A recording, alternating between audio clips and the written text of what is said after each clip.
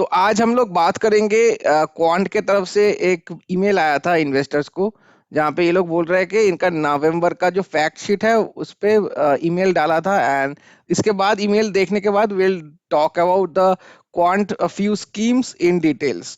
तो ये ईमेल सभी इन्वेस्टर्स को आया है जो भी क्वांट में एटलीस्ट एक स्कीम में इन्वेस्टेड है। This is a very important email, पता नहीं आप लोग चेक किए हैं कि नहीं, but I will go through it with you. तो यहाँ पे देखिए पहले बात बोल रहा है कि ये सब छोड़ दीजिए, मैं हाईलाइट किया हूँ सब इंपॉर्टेंट पॉइंट्स। तो यहाँ पे बोल रहा है निफ्टी हैज करेक्टेड 6% इन अक्टूबर। तो हम लोग सभी जानते हैं अभी 6% नहीं 8% हो चुका है from all time high. And the broader indices have also corrected in line with it. तो मिड एंड स्मॉल का भी काफी करेक्शन हुआ है।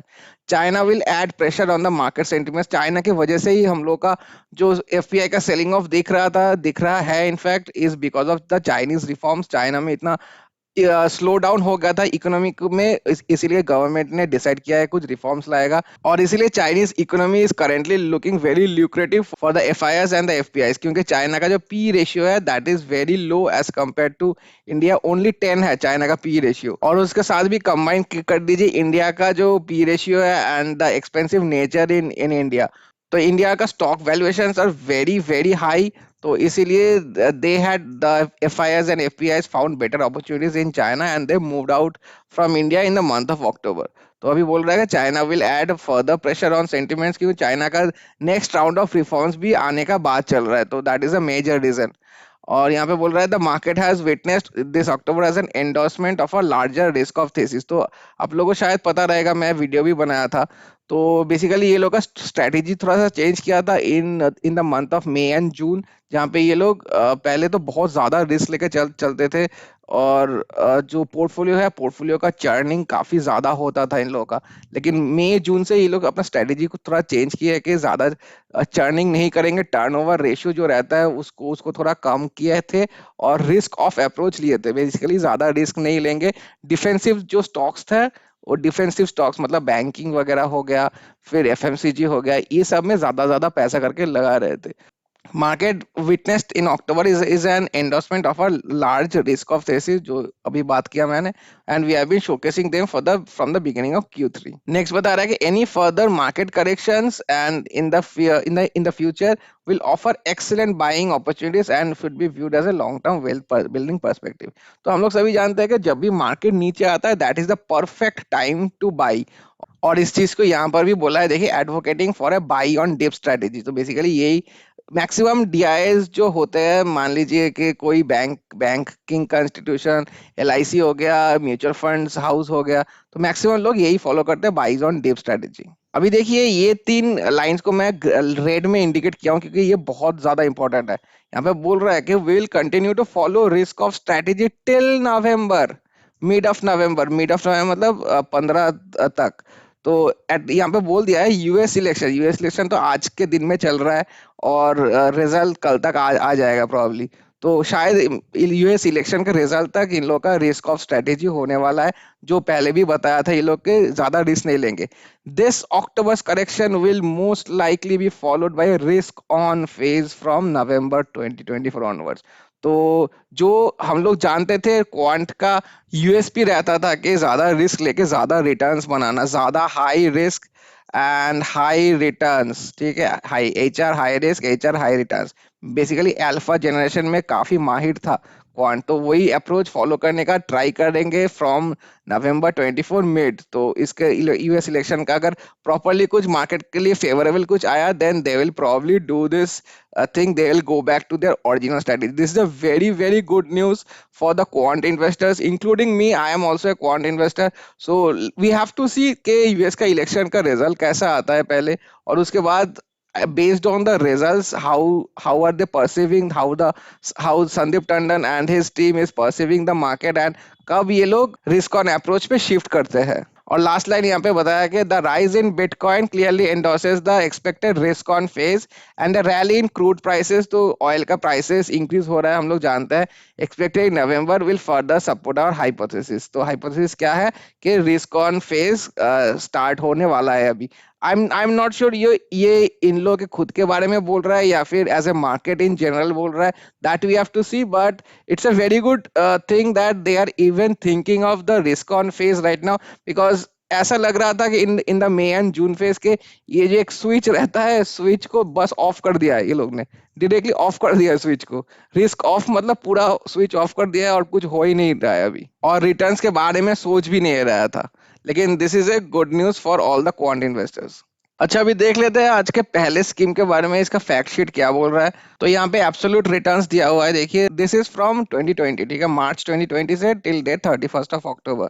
तो निफ्टी 50 का, सॉरी निफ्टी स्मॉल कैप का 520% ये एब्सोल्यूट रिटर्न्स है। 520% एब्सोल्यूट रिटर्न्स दिया है इन द लास्ट 5 ईयर्स। और वहीं पर ये स्मॉल कैप का देखिए, quant small cap almost double, ऐसा नहीं है कि हल्का फुल्का से बीट कर रहा है, it has been almost double in last 5 years. क्योंकि हम लोग जानते हैं कि quant has been performing really really well since its inception. तो यहाँ से यहाँ पर तक देखिए कितना बेहतरीन राइज था। The total journey of quant was excellent. Only thing that they are facing the issues is from here. जो फेब 24 था, फेब 24 से यहाँ से देखिए उतना ज्यादा खास रिटर्न्स बना के नहीं आ रहा है। तो यहाँ से यहाँ पर देखिए डायरेक्टली यहाँ से यहाँ तक तो कोई रिटर्न्स है ही नहीं फ्रॉम मई एंड जून। तो जून से जब से इन लोग का चेंज हुआ था, there is absolutely no returns till now. तो ये majorly most of the small cap funds are facing, but quant का क्योंकि डिफेंसिव स्ट्रेटेजी रहा रहा है अब तक का सिंस लास्ट 6 मंथ्स, तो ये ज्यादा और भी दिख रहा है। इसका भी देखिए स्मॉल कैप इंडेक्स का यहाँ तक कोई रिटर्न्स नहीं था फ्रॉम जुलाई। तो basically it is under the quant small cap fund is right now under performing considering the small cap index in the last 6 months at least. तो अभी फंड का थोड़ा डिटेल्स देख लेंगे। अभी तक जियो एंड रिलायंस को मेंटेन कर रहा है ये लोग करीबन 16%।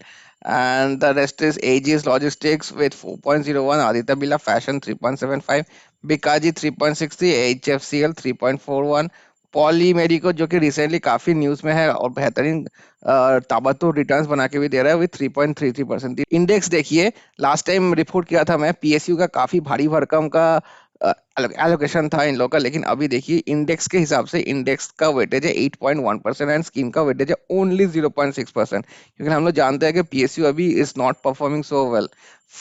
Banking and finance is doing very very good, that's why it's keeping 15.5%. Healthcare is also doing very good, 15% का allocation है। Oil and gas, recently oil का प्राइस इंक्रीज हुआ है, थोड़ा सा पिट रहा है इसलिए, बट स्टिल 13.4% यहाँ पर है। कंज्यूमर गुड्स, एफएमसीजी लिया हुआ है, chemical, capital goods, telecom. All in all the allocation is looking very good right now compared to the last time that I had reported in the month of May या जून शायद। तो equity में है 89% and money market that is debt लेके रखे हैं ये लोग 10%। यहाँ पे मेन इंपॉर्टेंट चीज है, लास्ट टाइम बताया था कि मैं स्मॉल कैप का percentage in the actual small cap companies was very less last time. यहाँ पे देखिए it is back right now, 67% का एलोकेशन स्मॉल कैप में दिख रहा है, that is very good. And the large cap allocation 22%, जो कि ये लोग हमेशा रखते थे in a percentage in a certain large cap companies. यहाँ पे रिलायंस एंड जियो का ही मैक्सिमम परसेंटेज है। So I am thinking that Quant का जो होल्डिंग्स है, दिस इज आहिस्ता आहिस्ता काफी सुधार रहा है अभी, and we may see quant back soon to the old days जो कि हम लोग को इतना पसंद था। Around 42% of the holdings are in the top 10, 60% in the top 20 and 72% in the top 30। तो ज्यादा से ज्यादा टॉप 10 में ज्यादा होल्डिंग्स रहता है, तो इसका मतलब है इन लोगों का स्ट्रेटेजी भी काफी विश्वास है, they believe in the strategy, that's why most of the amount they are put in the top 10। तो टॉप 10 में तो लार्ज कैप का भारी भरकम का एलोकेशन रहेगा जो कि जायज है, एंड उसके बाद जो भी स्मॉल कैप कंपनीज है उसका एलोकेशन बाद के 20 एंड 30 में आएगा। Let's talk about the returns now. Returns अभी भी बेंचमार्क के तुलना में नीचे ही है, तो 12-13% और इसका 7%, ऑलमोस्ट हाफ है। लेकिन हम लोग याद रखना होगा कि they have still not change their strategy, इसीलिए इतना कम दिख रहा है। तो once they change their strategy, probably we have to watch from November, ठीक है, नवंबर टिल नेक्स्ट 6 मंथ्स के इनका जो रिटर्न है वो कैसा टाइप आता है। This will be a major factor for the Quant investors. From November till next 6 months का रिटर्न अगर ठीक ठाक आए, then we can conclude that Quant is probably back to the old strategy. YTD फिर भी ठीक ठाक है, देखिए 26.32 इज टू 26.76। और 1 ईयर का तो पहले का कोई दिक्कत नहीं था, क्योंकि इनका मेन दिक्कत स्टार्ट हुआ था from the month of May. तो मई से पहले 1 ईयर का रिटर्न तो पहले बहुत ही अच्छा था, तो ये सबका देखने का कोई फायदा नहीं है। Will talk about the quant ELSS now. इसका भी देखिए सेम ही हालत है, ज्यादा रिटर्न्स बन के नहीं आया था from the month of June और यहाँ पे देखिए निफ्टी 500 टीआरआई इसका बेंचमार्क है 273 का था और इसका क्वांटिलेस का 557, तो हैंडसमली बीट किया हुआ है इन द लास्ट 5 इयर्स। तो हम लोग 5 इयर्स से कोई मतलब नहीं है, we have to see just in the last 6 months. Last 6 month से इसका थोड़ा अंडर परफॉर्मेंस दिख रहा है। क्वांट स्मॉल कैप में हम लोग देखे थे कि पीएसयू का परसेंटेज थोड़ा सा कम किया है, but we can see that in the quant ELSS it is still 9.8%, जो कि आइडियल नहीं है बट ठीक है। फिनसर्व का परसेंटेज अच्छा खासा रखा हुआ है, बट इंडेक्स का और भी ज्यादा है इसका 30। तो जितना ज्यादा अभी बैंकिंग एंड फाइनेंशियल का परसेंटेज होगा उतना ज्यादा होगा। Banking is the only sector that is railing right now. Power का ज्यादा है 14.8, एफएमसीजी की 14.3। तो मैं जो देख पा रहा हूँ यहाँ पर इन द ईएलएसएस का अभी भी काफी डिफेंसिव स्ट्रेटेजी मेंटेन कर रहे हैं ये लोग। तो majority thing we have to see is के इनका स्ट्रेटेजी कितना बदलता है after November. And the top again is Reliance Industries जो कि 9.51 है। Samvardhana Motherson is auto company that is 8.26। तो लार्ज कैप में यहाँ पे टोटल हो गया 17-18%। जियो फाइनेंस भी है यहाँ पर 18 से ज्यादा है, यहाँ पर 7.65। अडानी पावर है, ग्रासिम है, सारे ही लार्ज कैप कंपनीज है। और क्योंकि ये ईएलएसएस है तो they are not bound to keep anything in the particular market cap. तो यहाँ पे लार्ज कैप में देखिए 82.43% लार्ज कैप में है, मिड कैप इज 5.37 है, स्मॉल कैप इज 5%। इक्विटी में 93% and the rest is in debt that is 7%। Top holdings देखिए 10 है 63.81, बहुत ज्यादा है। 60 मतलब करीबन 64% इन टॉप 10। 20 में 89 एंड 30 में 93%। तो बेसिकली इनका जो होल्डिंग्स है ये काफी कंसेंट्रेटेड है, एज मुझे जो लग रहा है। आई एम नॉट श्योर कितना कंसेंट्रेटेड है, but as per the quant small cap ये थोड़ा सा कंसेंट्रेटेड दिख रहा है। Return 6 month return is very low compared to the benchmark. YTD returns is fine 18.03 to 17.55। तो YTD तो कवर अप कर लिया है, लास्ट टाइम भी हम लोग देखे थे क्वांट स्मॉल कैप में। But we have to see the 6 month return starting from November. अभी लास्ट में देख लेते हैं क्वांट मिड कैप के बारे में। That is this is also very famous quant fund to 413 is to 522। The most suffering fund that quant is having is the quant mid cap। इसने last 6 महीने से कुछ रिटर्न दिया ही नहीं है इनफैक्ट। तो यहाँ पे देखिए ये कितना आ रहा है, देखिए यहाँ से तो ऑलमोस्ट अप्रैल मई से, स्टार्टिंग ऑफ मई, ये तो गलत खींचा हुआ हो गया। तो मई अप्रैल मिड से इसने कोई रिटर्न्स दिया ही नहीं है अभी तक। तो बल्कि अच्छी तरीके से निफ्टी का देखिए यहाँ पर, ये देखिए निफ्टी जो स्मॉल कैप है अच्छी तरीके से रिटर्न्स दे रहा था। तो जुलाई से निफ्टी का जुलाई से कुछ रिटर्न्स नहीं दिया है, बट यहाँ इसका मिड कैप का अप्रैल से कुछ रिटर्न्स बन के नहीं आया है। तो यहाँ पर भी पीएसयू का काफी भारी भरकम का होल्डिंग्स है with 16.1%, that is huge. Health care का ठीक है, health care is doing good. FMCG का काफी डिफेंसिव है अभी 11.1%। ऑयल एंड गैस भी उतना खास कर नहीं रहा है। मेटल्स भी उतना, पहले 1-2 महीने से मेटल्स ठीक ठाक कर रहा था, बट अभी मेटल्स का भी बोलबाला है नहीं उतना। सर्विसेज 7.8%। फिनसर्व जो कि फिनसर्व ज्यादा होना चाहिए था, दैट इज ओनली 5.5%। इक्विटी में है 92% एंड मनी मार्केट में है जो कि डेट है 8.2%। एंड रिलायंस में ऑरोबिंदो फार्मा 9.18-19%, ये सब ठीक ठाक है। मैरिको, काफी सारे एफएमसीजी कंपनीज का एलोकेशन है। मिड कैप का 73%, दिस इज वेरी गुड, क्योंकि लास्ट टाइम मिड कैप का ओनली 20 या 30% दिखा रहा था। स्मॉल कैप का है नहीं, लार्ज कैप का 17%। तो एटलीस्ट एलोकेशन के मामले में तो अच्छा दिख रहा है, but holdings I am not liking the holdings as of now. Let's talk about the concentration. 10 holding top 10 में है 65%, 20 में 89 एंड 30 में 92। 6 मंथ्स का रिटर्न देखिए, यही मैं बोल रहा था, 6 मंथ्स में नेगेटिव रिटर्न्स है। This was not even expected. Quant का कोई भी फंड नेगेटिव रिटर्न्स देगा लास्ट 6 मंथ्स। बेंचमार्क का रिटर्न देखिए 11% पे आके रुका है। निफ्टी का रिटर्न 8.10% है, but this is really really suffering. YTD का रिटर्न तो फिर भी ठीक ठाक है, क्योंकि साल के शुरुआत से इसने ठीक ठाक परफॉर्मेंस दिखा रहा था, but in the last 6 months इसका परफॉर्मेंस बहुत ही घटिया हो चुका है। तो this is one of the fund that I am holding right now. तो मेरा इस पे एसआईपी चलता था, लेकिन मैं उसको स्टॉप कर चुका हूँ एसआईपी को। So I will not start the SIP until I see a rebound in this particular fund. तो this has been one of the very good fund since inception. ऐसा नहीं है कि खराब फंड है, one of the best funds था ये since Inception. देखिए 14.15%, निफ्टी का 15.27। बिकॉज हम लोग को याद रखना होगा कि 2018 में रीएक्वायर हुआ था ये फंड। तो स्टार्ट हुआ था 2013 से, but that was a different company all together. We have to see since the last 5 to 6 years। तो 5 years का देखिए 32 और इसका देखिए बेंचमार्क का 28, तो 4% से बीट कर रहा है। 3 ईयर्स का भी 25:23। इसका देखिए 1 ईयर का रिटर्न तो थोड़ा सा कम हुआ होगा, because of the recent suffering in the last 6 months. तो basically this has been a very good fund, Quant mid cap, but it is suffering right now. I won't be hasty in my decision to start the SIP or put any money on this. So basically तीनों के तीनों fund जो discuss किया मैंने, they are very good funds. They have a history of very good returns. But the thing is, इन लोगों का जो strategy था वो चेंज हो चुका था।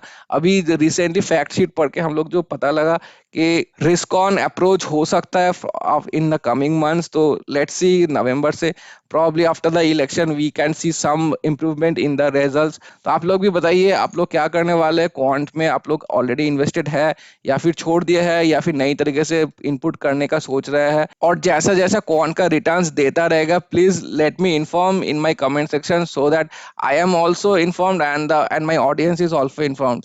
एक दूसरे से ही सीखने को मिलेगा हम लोगों को। ऐसा नहीं है कि खुद का रिटर्न्स खुद ही देख रहा हूँ और पता नहीं लग रहा है कि ये सही आ रहा है कि नहीं आ रहा है। सो इसलिए बोल रहा हूँ, please do share your at least your quant returns के कितना परसेंट का रिटर्न्स आ रहा है और कैसा परफॉर्मेंस कर रहा है। Because I don't have all the quant funds, right? Many people might be having quant ELSs, quant active fund, quant infrastructure, quant manufacturing, all those funds. So please do share कि नवंबर के बाद, मतलब after the election ends mid नवंबर के बाद कैसा type performance दिख रहा है क्वांट्स के फंड्स में। वीडियो यही तक था गाइस, पसंद आए लाइक और सब्सक्राइब कर दीजिए। Thank you so much for watching, have a very good day.